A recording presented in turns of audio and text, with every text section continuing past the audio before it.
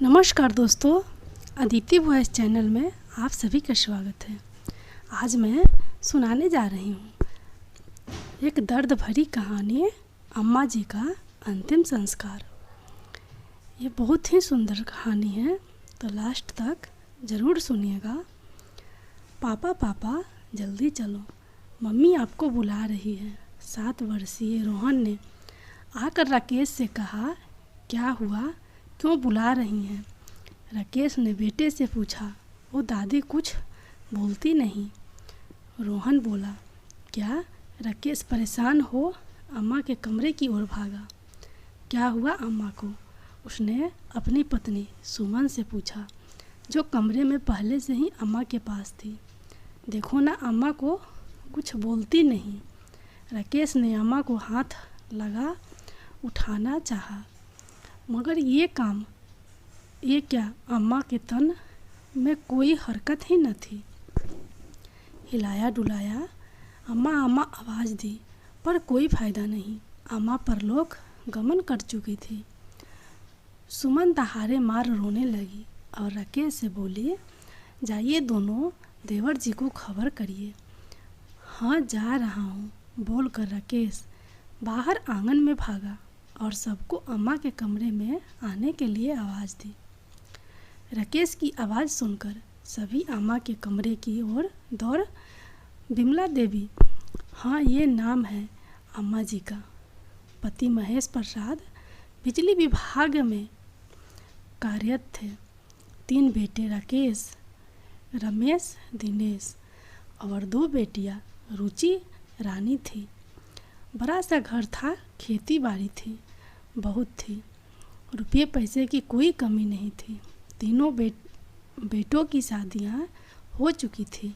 सुमन, रेनू, कंचन तीनों बहुएं थीं। बेटियां अपने घर की हो चुकी थी। 3 बेटे, बहू, पोते पोती से भरा पूरा परिवार था। अम्मा जी का पूरे घर पर अम्मा जी का ही राज चलता था। सब लोग एक ही साथ रहते थे। कोई भी काम बिना उनकी मर्जी से नहीं होता था। पर नियति को अम्मा जी की खुशी रास न आई, या न जाने किसकी नज़र लग गई अम्मा जी की खुशियों को। महेश प्रसाद जी हृदयाघात से अचानक चल बसे। अम्मा जी पर मानो दुखों का पहाड़ गिर पड़ा। पिता के गुजरने के 6 महीने में ही तीनों बेटों ने घर का बंटवारा कर डाला। तीनों बेटों का पूरे घर पर कब्जा था और अम्मा जी के हिस्से आई छोटी सी कोठरी, जहां उनका सामान पहुंचा दिया गया था। सामान के नाम पर था भी क्या, कुछ कपड़े और उनका बिस्तर। अब बेटे ही खेती बाड़ी का राशन पानी का हिसाब रखते थे। अम्मा जी को मिलने वाली पेंशन भी तीनों बेटे घर खर्च के नाम पर ऐंठ लेते थे। अम्मा के पास कुछ भी पैसा नहीं छोड़ते। अम्मा जी का खाने पीने का भी बंटवारा हो गया था। सुबह का चाय नाश्ता बड़ी बहू, दोपहर का खाना मझली बहू और रात का खाना छोटी बहू के यहाँ मिलता था। वो भी एक बार परोसने के बाद दोबारा कोई न पूछता था। अम्मा जी तीनों बहुएं के काम करती थी, मगर अपनी इच्छा से कुछ खा सकती थी, ना किसी सामान को हाथ लगा सकती थी। अगर घर में कोई मेहमान आ जाए तो अम्मा जी को अपने कमरे में ही रहने की सख्त हिदायत थी। अगर भूल से भी मेहमान के आने पर सामने आ जाए तो तानों की बछौड़ शुरू हो जाती थी। एक बार बड़ी बहू के कोई रिश्तेदार आए थे। अम्मा जी वहीं बैठ सब्जी काट रही थी। मेहमान के आग्रह पर एक बिस्किट खा लिया था तो बड़ी बहू ने कितना कुछ सुनाया था कि इस उम्र में भी जुबान पर लगाम ना है, चटोरेपन की हद पार कर दी है। मेहमान के सामने मेरी नाक कटा दी कि हम खाने को नहीं देते, और भी ना जाने कितना कुछ।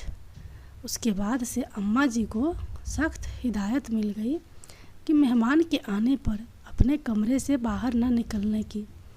अम्मा जी बहुत दुखी होती थी, पर किससे कहे।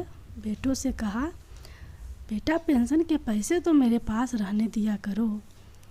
पर उन तीनों ने टक्का सा जवाब दे दिया कि इस उम्र में पैसा क्या करोगी, बना बनाया खाना मिलता है ना।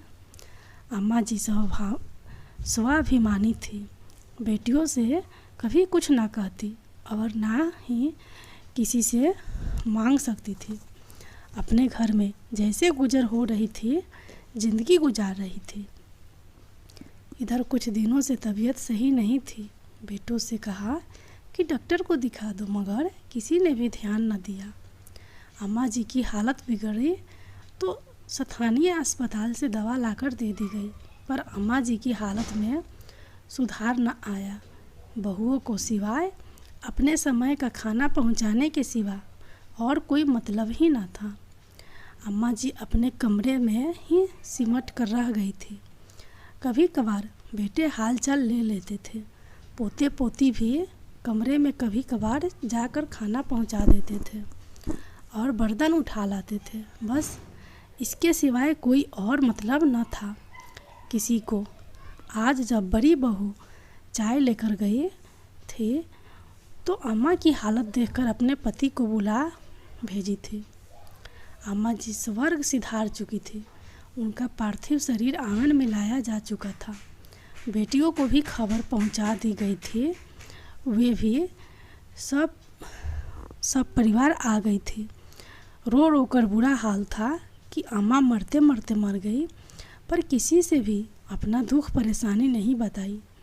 ना ही हम लोगों के साथ रहने गई कि बेटी के घर रहना शोभा नहीं देता। अब अम्मा जी के अंतिम संस्कार की तैयारी होनी थी, पर कमरे के अंदर तो अलग ही कोहराम मचा हुआ था कि अंतिम संस्कार कैसे हो, कितना खर्च होगा, कैसे किया जाए। तीनों बेटे बहू में बहस चल रही थी। राकेश, मैं तो कहता हूँ कि जितना भी खर्चा हो तीनों लोग बराबर लाएंगे।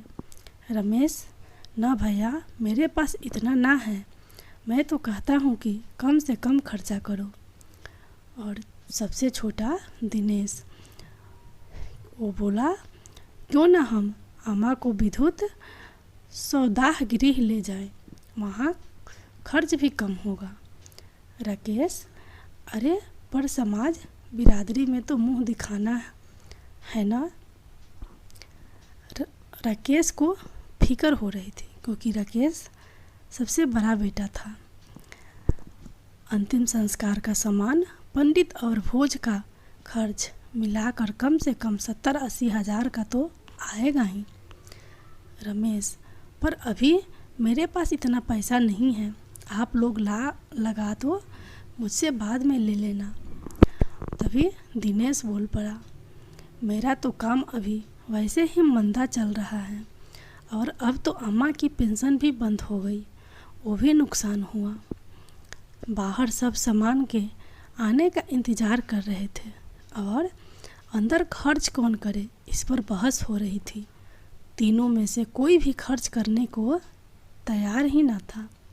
3 बेटे मिलकर भी एक माँ का अंतिम संस्कार का सामान ना ला पा रहे थे। बहस की आवाज़ बाहर तक आ रही थी। दोपहर हो रही थी पर कोई नतीजा ना निकला। अम्मा जी का पार्थिव शरीर अंतिम विदाई का इंतज़ार कर रहा था। लोगों में कानाफूसी शुरू हो गई थी। तभी किसी व्यक्ति ने आकर राकेश को आवाज़ दी। राकेश को बाहर बुलाया। उस व्यक्ति ने सबके सामने राकेश के हाथ में 1 लाख रुपया रखे और बोला, इन पैसों से अम्मा जी का अंतिम विदाई का सामान ले आओ और बाकी खर्च भी इसमें हो जाएगा। मगर ये पैसा मैं कैसे ले सकता हूँ? राकेश बोला। फिर उधार के पैसे से अम्मा जी की विदाई? ना, ये नहीं हो सकता। ये पैसे उधार नहीं दे रहा हूँ, बल्कि उधार चुका रहा हूँ, व्यक्ति ने जवाब दिया। मगर कौन सा उधार? हमें इसके बारे में कुछ नहीं पता है। राकेश बोल पड़ा। जी, मैंने आपके पिताजी से 70,000 रुपये उधार लिए थे अपनी बेटी की शादी के लिए। उनके देहांत के बाद जब मैंने अम्मा जी को रुपए लौटाने चाहे तो उन्होंने कहा कि अभी अपने पास रखे रह, जब मुझे ज़रूरत होगी तो ब्याज लगाकर दे दियो। तब से ये पैसे मैंने संभाल कर रखे थे, जो आज तक ये ब्याज लगाकर 1 लाख हो गए हैं। आज अम्मा जी के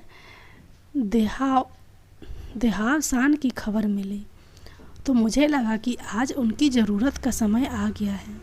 इन पैसों को अम्मा जी की अंतिम विदाई में लगा दीजिए ताकि उनकी अंतिम विदाई हो सके आत्मसम्मान से। वाह, अम्मा जी बड़ी ही स्वाभिमानी महिला थी।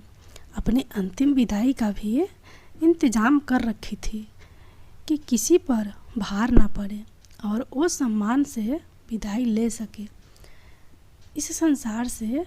वहाँ उपस्थित लोगों में से एक व्यक्ति ने कहा। सभी की आंखें नम थी और तीनों बेटे बहू के सिर शर्म से झुके हुए थे। दोस्तों, ये कहानी कैसी लगी कमेंट करके ज़रूर बताइएगा, और थोड़ी सी भी अच्छी लगी होगी तो कृपया मेरे चैनल को सब्सक्राइब करना मत भूलिएगा और वीडियो को लाइक ज़रूर करिएगा। धन्यवाद।